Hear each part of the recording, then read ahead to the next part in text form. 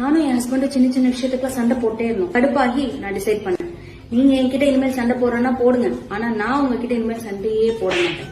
அவர்கிட்ட சொல்லல, நான் டிசைட் பண்ணி வச்சேன். டிசைட் பண்ண நாள்ல இருந்து எங்களுக்குள்ள சண்டையே வரல. அப்பதான் புரிஞ்சது, இத்தனை நாள். இந்த டிப்ஸை உங்க ஒய்ஃப்க்கு ஷேர் பண்ணிருங்க.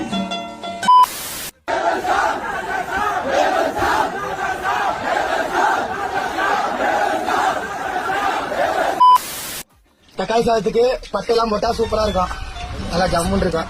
முக்கியமா தக்காளி எல்லாம் நிறைய வேணும்.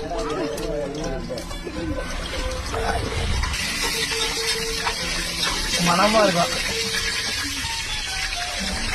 நான் எப்பயுமே தக்காளி வெங்காயத்தை ஒட்டுக்கால போடுவேன்.